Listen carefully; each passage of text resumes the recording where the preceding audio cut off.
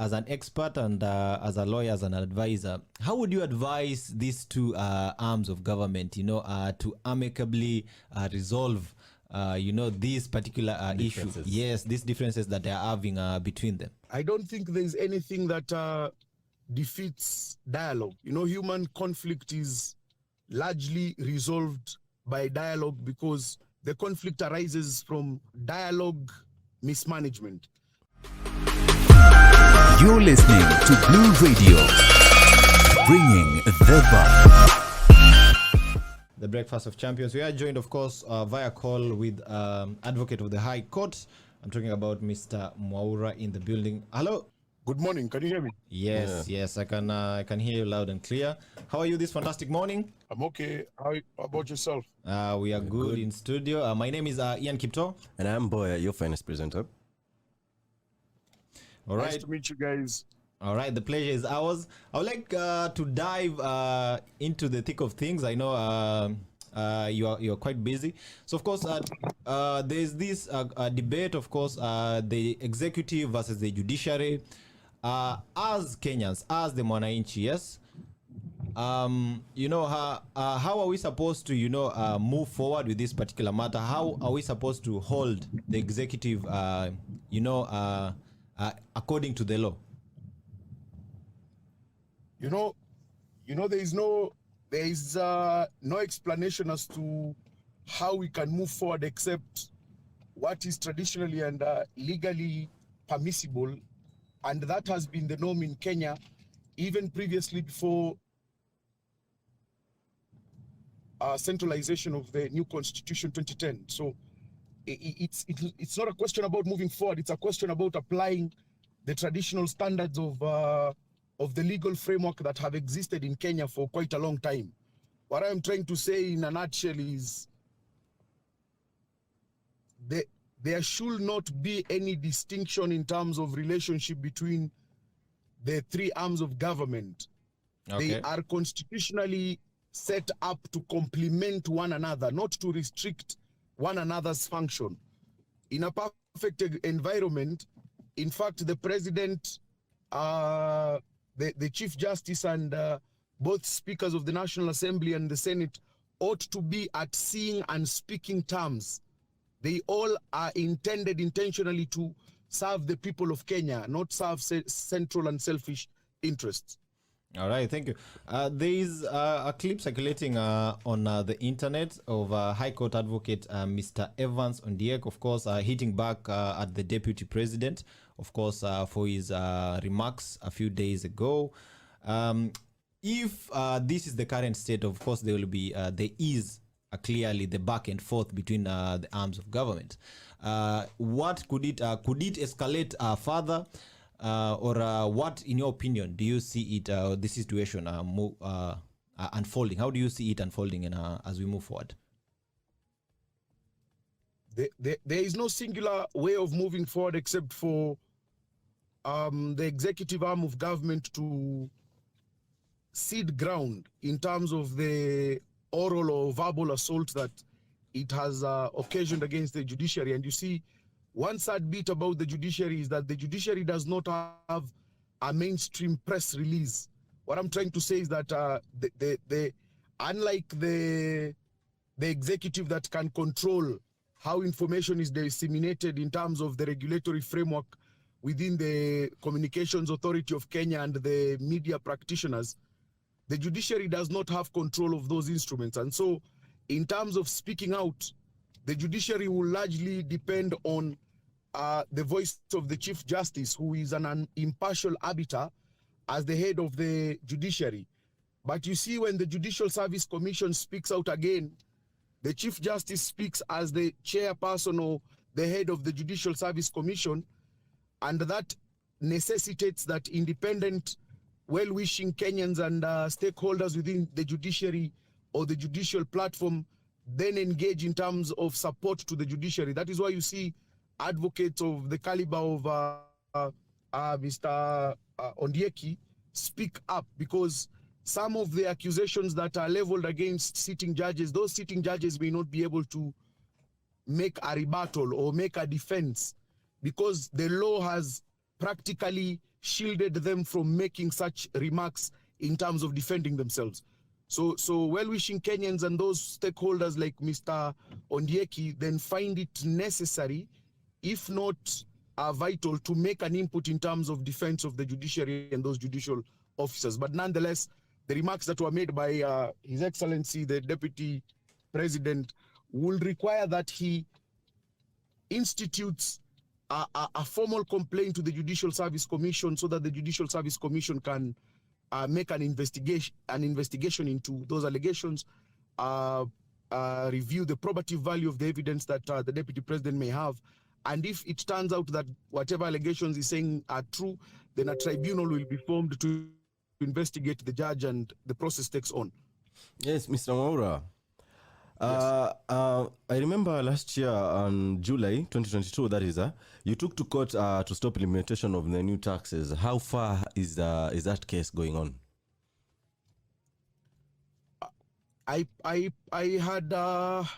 We had instituted the joint petitions together with Mr. Okiya Omtata and other well-wishing Kenyans, Katiba and Kituo cha Sheria and Katiba. Mm-hmm. And one of those petitions that the Law Society had filed was specifically in regards to the housing levy.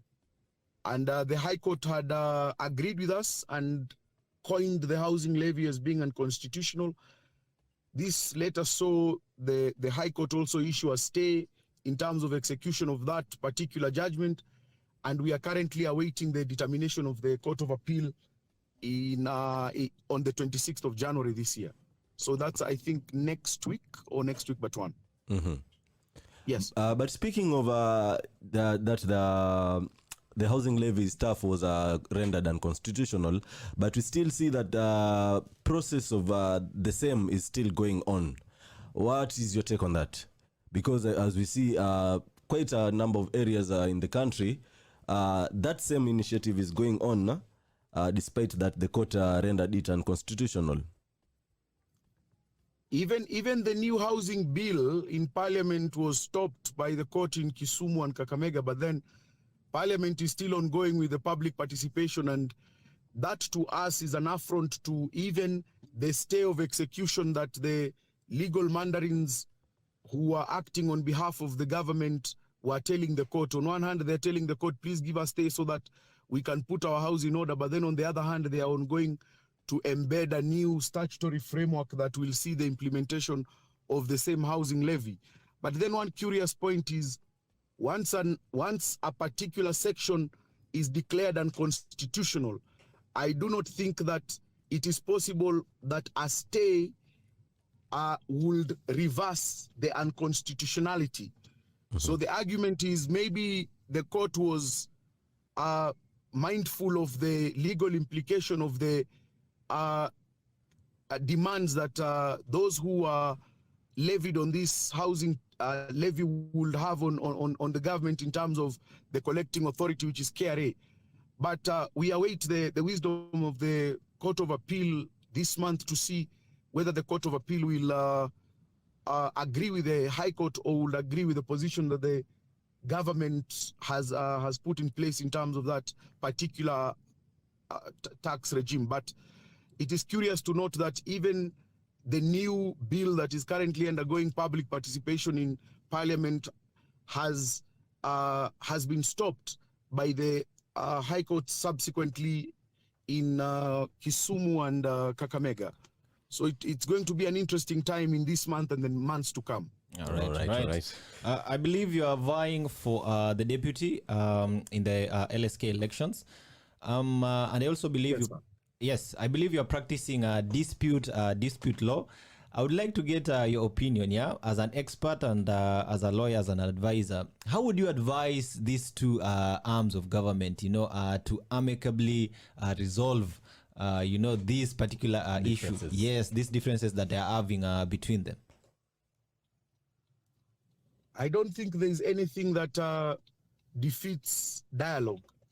Human conflict is largely resolved by dialogue because the conflict arises from dialogue mismanagement.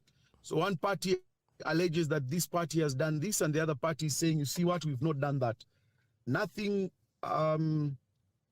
goes wrong. In fact, dialogue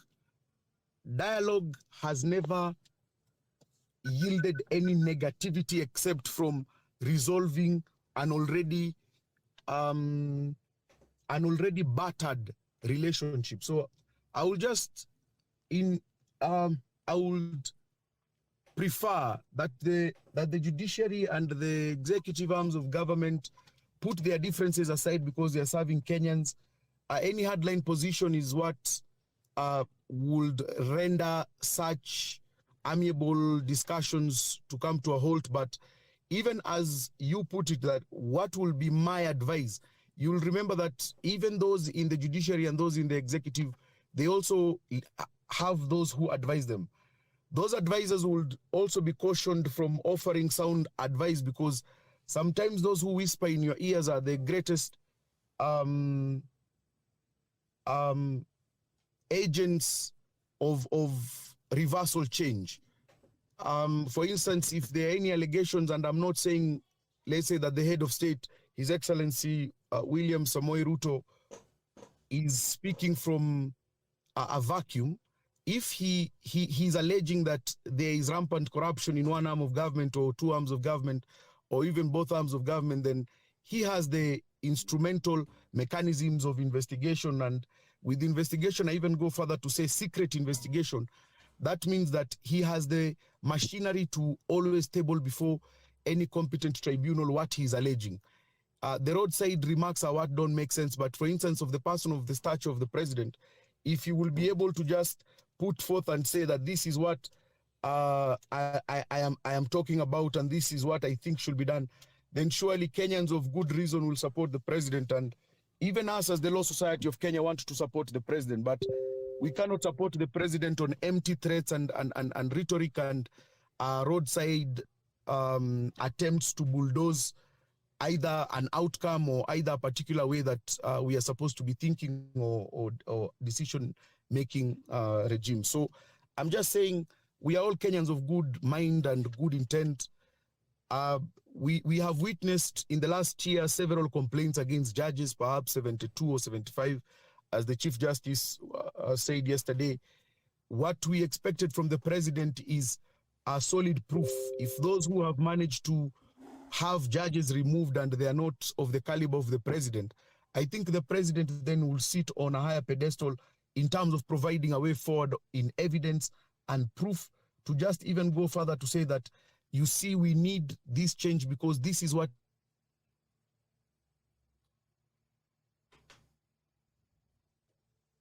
happening in these institutions.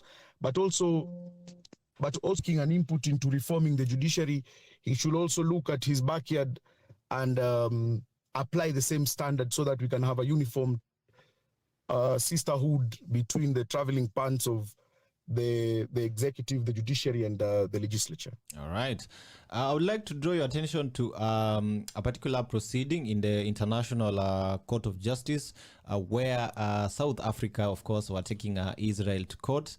There was belief, or rather there is a saying, or rather among Kenyans, that, you know, our courts and our lawyers are among the best in Africa. That our lawyers and our law practice in Kenya is among the best in Africa.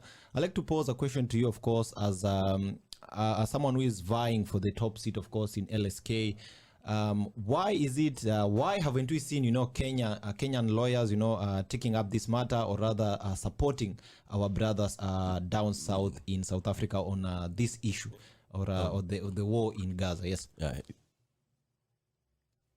The Palestine conflict is one that needs to be addressed with a lot of honesty and transparency, because miscommunication, in fact, has historically leveled a narrative that may seem to point out to one party being villains and the others being heroes. And I do not want to label or rather attach those particular adjectives to any of those warring sides. But if you look at the trend that has been happening in Kenya, you will note that we have even before the president, the ex-president, Mr. Uhuru Kenyatta, His Excellency Mr. Uhuru Kenyatta, left office, we were siding so much with the West. This means that the countries that largely are in support of the occupation of Israel in Palestine.